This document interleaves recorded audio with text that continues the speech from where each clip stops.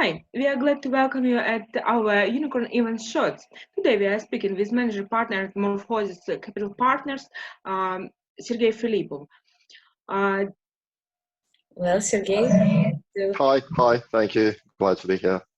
Thank you for dedicating your time. Thank you. As you know, we are making short interviews with VC funds from all over the world, and our aim is to help startups to approach the right people in the right place.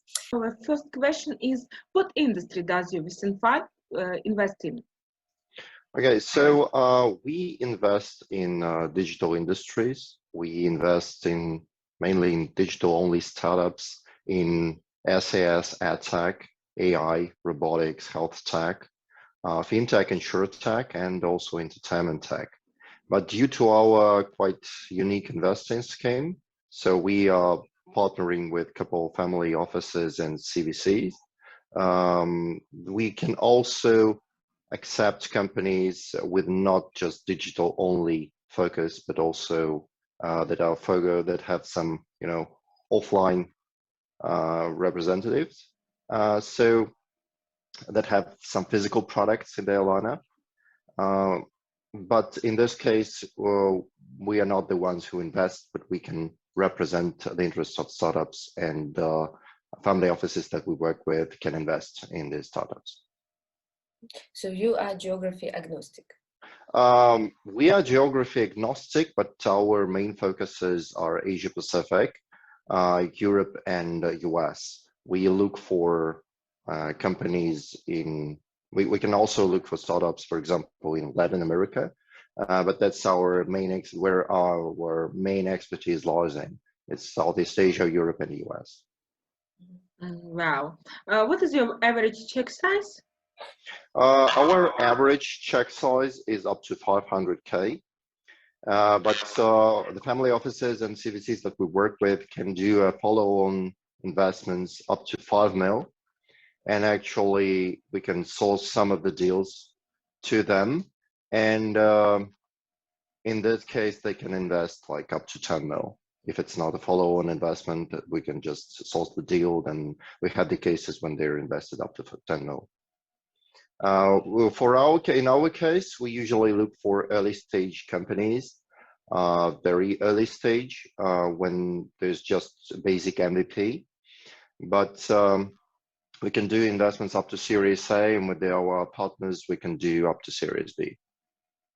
Have you raised any unicorn from your portfolio startups? Well, as I said, due to our investment model, I can say that we don't have them in our direct investment portfolio, but we were fortunate enough to source one of the current unicorns to our top-level investment partner. Since, as I said, we can't officially take credit for this unicorn because we help them with investment analysis, due diligence, and follow-on startup management consulting. But due to our terms with our partners, we cannot take credit for the direct unicorn to say that, oh, that's ours. But we had the case, yeah, it was very successful. Okay. Thank you. So tell us a little bit how you choose future unicorns to your portfolio. Well, first of all, I say that the financials need to be very clean and understandable. And that's often overlooked by startup founders. Very usually, the startup founders they quite forget about the financials. And they are, business models are quite messy, or, their business projections are very sloppy. So they need to be very clean and understandable. We need to understand their cash flows, where the money come from, how they actually acquire the customers, what's the price for each customer they get. Because sometimes, well, when we look deep down into the business model, we realize that, okay, they're basically buying their customers. For example, each customer they get, they cost them, let's say, $10, and the customer brings them only $8 during, the lifetime value of the customer. So sometimes their business model is quite broken. The second thing is, the problem they're solving need to be very understandable. So if there's really is a problem that they are solving, then we're interested in this, because more often than not, startups quite invent the problems they're solving. They decide that there's in the market have this kind of particular problem, but in fact it isn't. And it ends up, that the market doesn't need this product at all, because it was an artificial problem from the beginning. Also, I think the team, we pay big attention to the team itself, because the team need to be, diverse. I mean, someone covers the business matters, someone covers the technology matters. It's not a requirement that the team should have, several founders. Sometimes we've seen very successful teams with just one founder.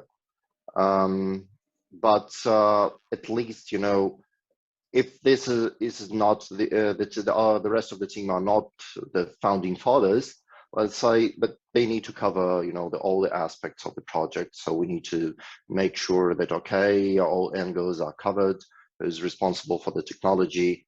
Because sometimes, the companies do not use the proprietary technology, they just borrow it from someone else. Then there's a question of scalability and ability, to raise money at the end. And I think the last point would be that they need to have some investor exit strategy in mind. Because again, more often than not, startups forget that the investors need to exit at some time. And then they need to understand how will this project be profitable, and will all exit by, profitability, which is quite rare. Okay, what round will exit, at what stage, when it might happen.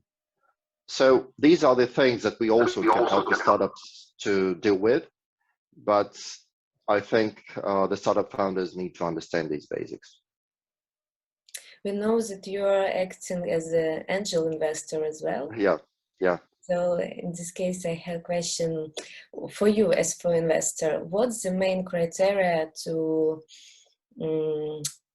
look at when startup is pitching offline? Well, okay, yeah, offline pitching. Well, first of all, offline pitching is always, I think, harder, because we don't have this, direct emotional connection. So, and sometimes if the founder is really, energetic and, is really charismatic, it's hard to, push this charisma through the video. So I think what they need to pay attention is, within the first, like, say, 30 seconds, I should have a clear understanding what the product is about. Sometimes the startup is pitching and it's already a minute past, and you're still sitting there and trying to figure out what the startup is about, what actually the product is about, what they're talking about. And it's a bad thing if investors have to stop you and ask, sorry, what exactly are you building? That's why I usually ask something like, can you please describe your product in like 1 line or 2 lines, very briefly? Because that is also something that we should be able to explain to other investors as well. Okay. Yeah, so like they sometimes ask us, okay, so because the startup founders need to remember that this is something that the product later will be described to other investors. Let's say the coffee chat. What's the project you've just invested in? What they do, and you will usually tell them very briefly, not like 5 sentences. Oh, they like, let's say, I don't know, Airbnb for tech or something. I mean, it's very brief explanation, so they should have a clear understanding. Oh, okay, that's interesting, or that's not interesting. So second thing for the online pitching, I think the presentation should be very clear, very, understandable. I've seen a lot of presentations with, when they just open the slide and you see, so many numbers. I think they sometimes forget that, for example, a lot of investors do not look at these Zoom meetings on, you know, big flat TV screen. So they cannot understand, they cannot, you know, look very scrupulously for the numbers, because you know, they can't see this on the tiny screen. So if let's say you pitching online, think of, okay, many people will probably look at your presentation on a very small screen. So that's why, you know, very brief bullet points should be there, because the online pitching is just to get their attention. Then there might be a follow-on detailed presentation that I will look into with all the numbers and all the details. So a very precise presentation, so the problematic nailed down, the timeline of the time scope of the project nailed down, the deadlines. In some cases, it's very useful for us to understand, you know, how quickly, what's the burn rate? So how quickly you burn the money, what's your average, you know, monthly burn rate? So these are the things to figure out, okay, the market size, and I also advise startup founders to use, you know, when they focus on the market size, yes, the big market sizes are usually great, but please do not, you know, unite all the markets in one big chunk and say you're in this market.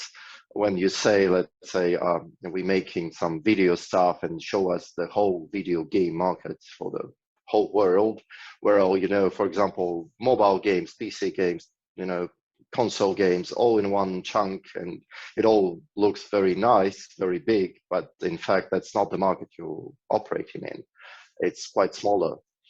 So yes, I think that's the main thing. So with an online pitching, I think the time for attention is even smaller than the live pitching. So you should rely more on, you know, your presentation that you're showing. You know, okay, don't worry that much about the, you know, some problems with the connectivity, because it happens and we can understand if you can reconnect, and, you know, yes, if it's just slowing down all the time, then it's quite difficult. But if it's something happens, it's okay, you know, people understand. Even some background noises, again, people understand in this case. We have a quite high tolerance for that.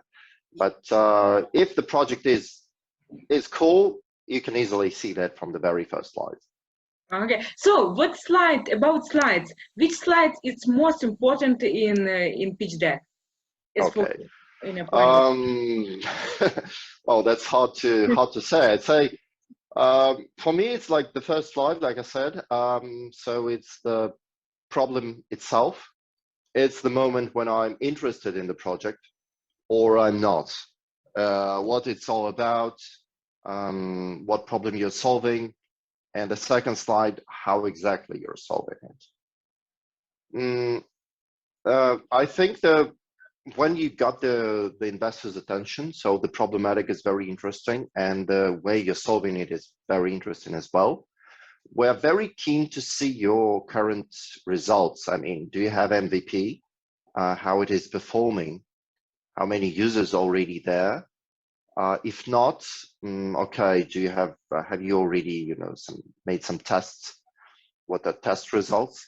Because that's when if we nail it down, so you first say about problem, you say how you're solving it, and then we want to see what you already done. What do you have already done? What's the product? Do you have already something? Then we are interested in the financials. Okay, how much money you need to reach the goal?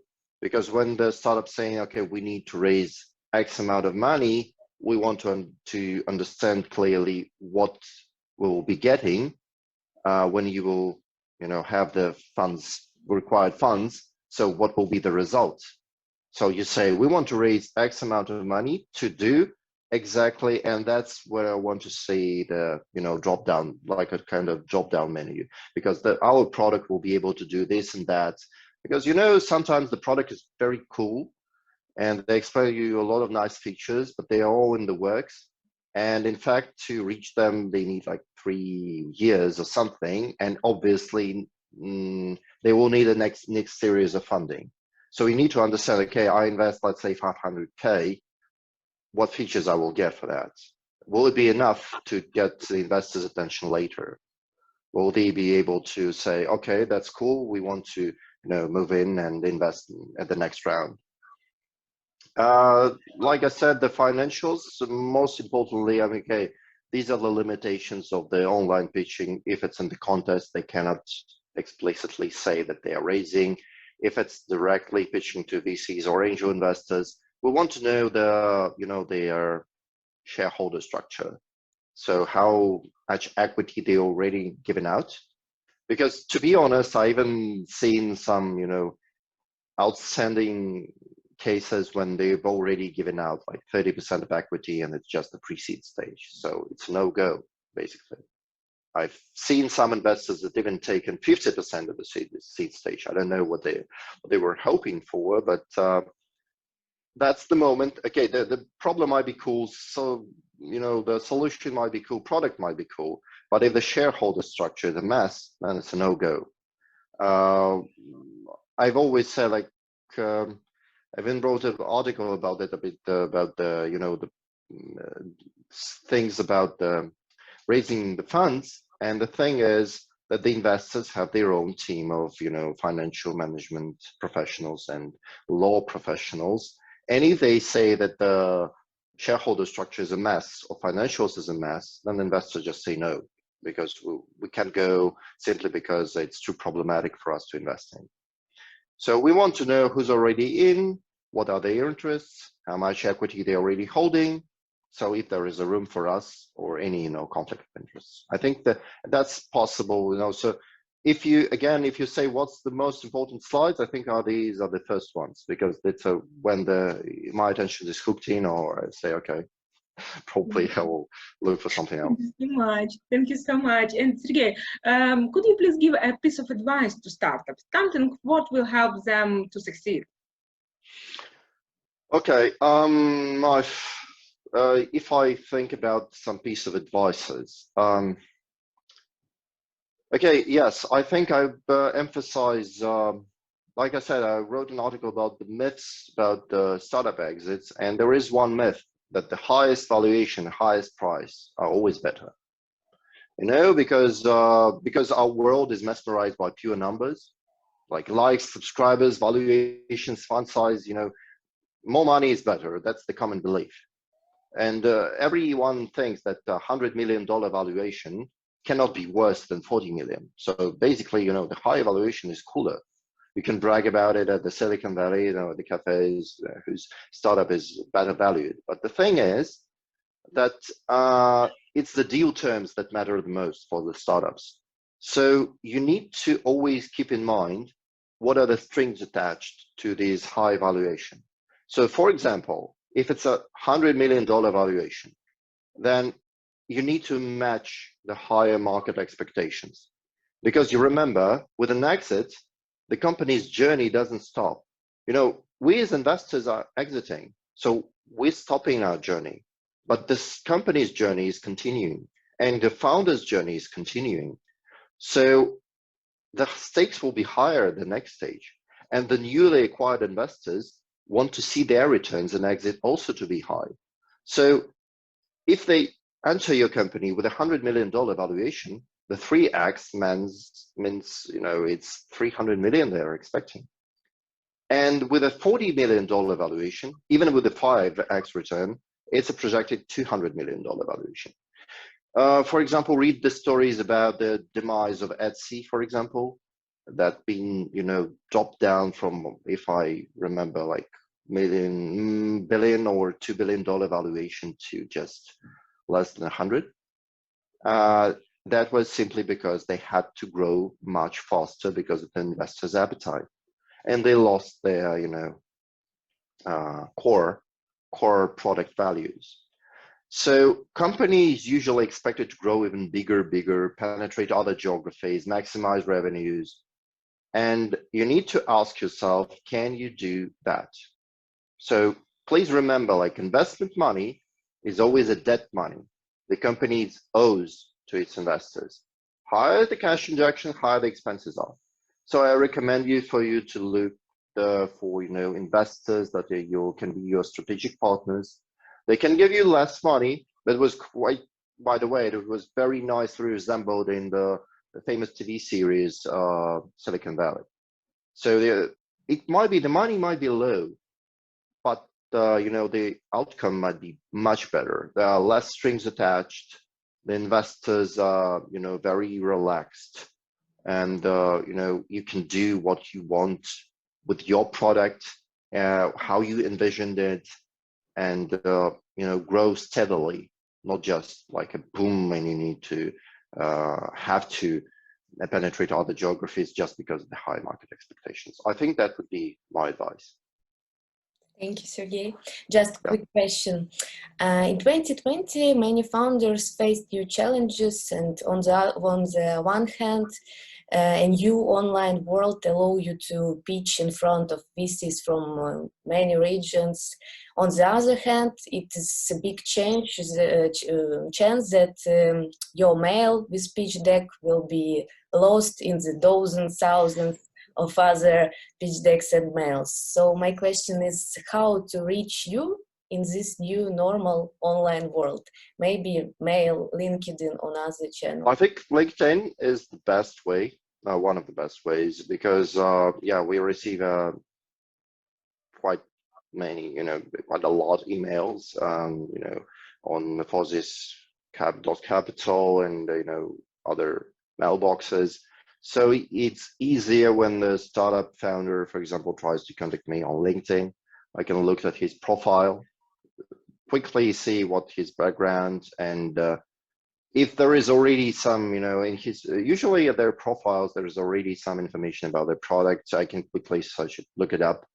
So if I'm interested, I can contact her and we can continue chatting. If I'm not, sometimes I cannot be able to reply to every request because, sometimes we clearly underline that, okay, we focus on digital industries and, for example, there was real estate opportunities that's been pitching. I unfortunately don't have time to reply to them, but if it's down our alley, I try to contact and say, okay, we can accept this, or okay, we'll pass.